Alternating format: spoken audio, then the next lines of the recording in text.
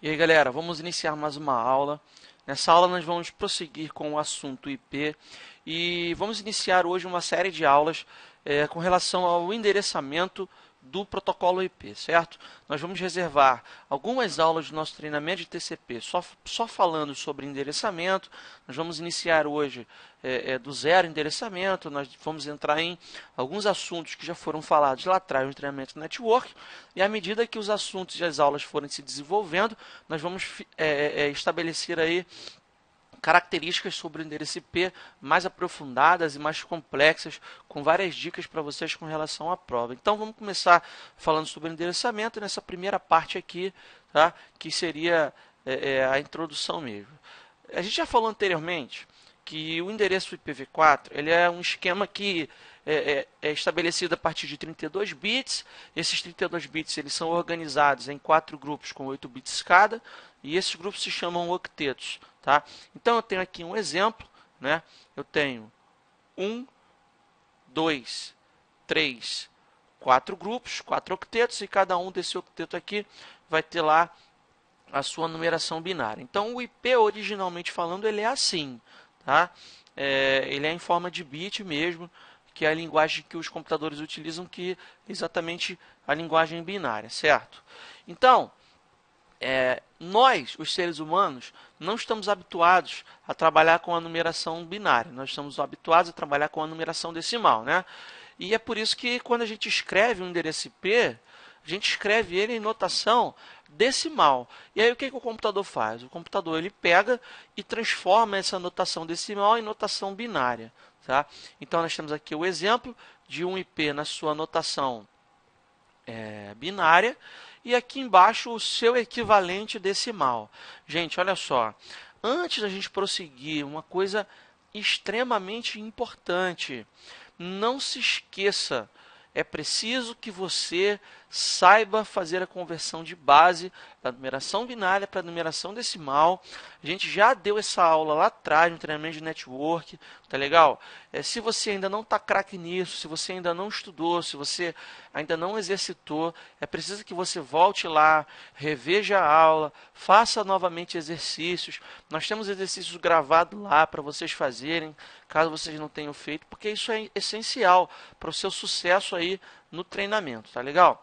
Então, utilizar a numeração decimal é melhor, porque a administração ela se torna mais prática, justamente porque estamos mais habituados, exatamente para facilitar a vida do analista de rede, né?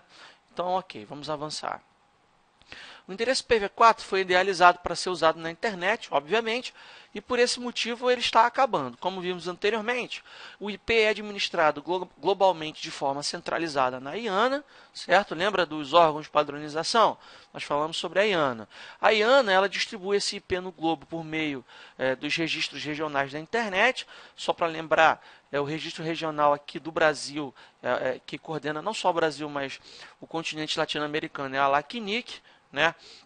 E assim os IPs chegam a cada país e, por conseguinte, aos sistemas autônomos dos provedores de internet das grandes empresas e aos usuários finais através dos grandes provedores, certo?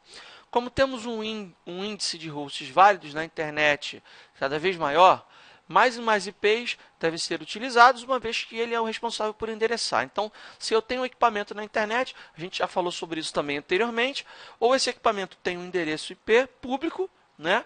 Ou ele está usando NAT, a gente já falou sobre isso. Então, estamos presenciando um crescimento exponencial de equipamentos diversos com aplicações na internet, como celulares, televisões, geladeiras, bombas de gasolina e muitos outros. É por isso que o IPv6 ele é uma realidade atual, certo? Então, pessoal, a gente entrou com vocês lá, né, no site dos órgãos de padronizações, a gente viu o uso exponencial crescente do IPv4 e também do IPv6, então é importante você salientar que o IPv4 de fato está acabando. Quando o IPv4 foi criado, ele obedecia a um sistema de classes, onde cada classe utilizava sua própria máscara e a quantidade de redes e hosts era fixa de acordo com a classe.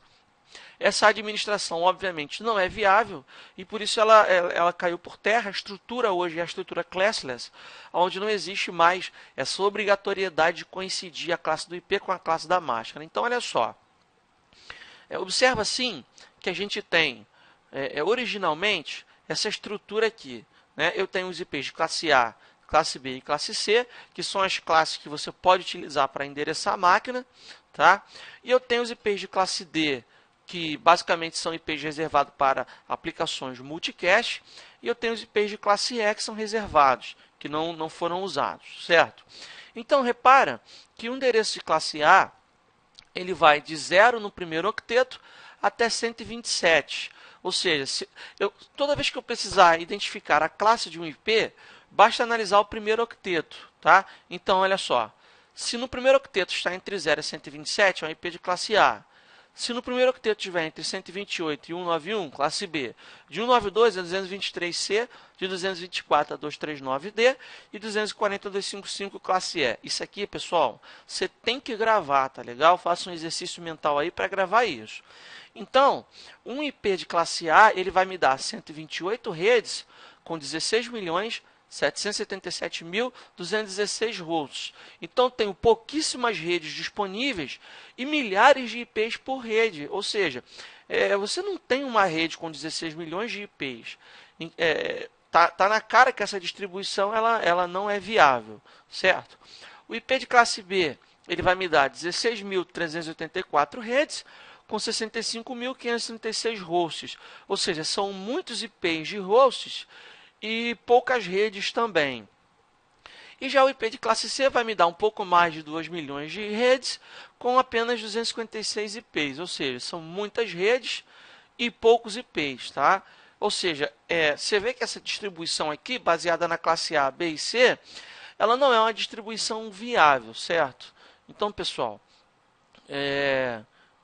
fica claro que prosseguir com a distribuição de classes que foi idealizada no início não é uma ideia muito legal, por isso que hoje essa característica baseada em classe já caiu por terra, certo? Bom, a estrutura numérica das classes, ela inclui um ou mais bits fixos no primeiro octeto. A função dos bits fixos é exatamente delimitar de onde até onde vai cada classe, né? Então, olha só, na classe A eu tenho a divisão entre rede e host no primeiro octeto, certo? Então, eu tenho aqui rede no primeiro octeto e host nos 3 últimos. Eu tenho na classe B os 2 primeiros octetos reservados para rede e os 2 últimos reservados para host. Na classe C, 3 octetos reservados para rede e 1 octeto reservado para host. E na classe D não existe a divisão entre rede e host. Ele é todo IP reservado para multicast. Tá? Então, você repara que cada classe ela vai ter aqui um bit fixo ou mais. Então, ó, na classe A eu tenho um bit fixo desligado. Na classe B eu tenho 2 bits fixos, um ligado e 2 desligados. Na classe C eu tenho 3 bits fixos, na classe D eu tenho 4 bits fixos. A grande ideia, tá, desses bits fixos é exatamente delimitar essa divisão que eu mostrei aqui na tabela. Né? Por que o IP de classe A ele vai de 0 a 127 e de classe B vai de 128 a 191? Exatamente por causa dos bits fixos. Na próxima aula a gente vai colocar isso aqui no quadro, tá? E fazer o cálculo numérico para que vocês consigam identificar numericamente esses valores aqui, tá, pessoal? Eu não vou entrar ainda novamente no assunto conversão de base. Eu preciso que vocês já tenham isso aí em mente, tá legal? Então, mais uma vez, eu vou pedir para vocês voltarem lá na aula de conversão de base para fazer uma revisão, para que vocês consigam entender tranquilamente a aula que eu vou falar sobre esse cálculo que a gente vai fazer aqui para identificar a questão dos bits fixos numericamente, tá legal? Bom, nós encerramos assim essa primeira parte. Até a próxima.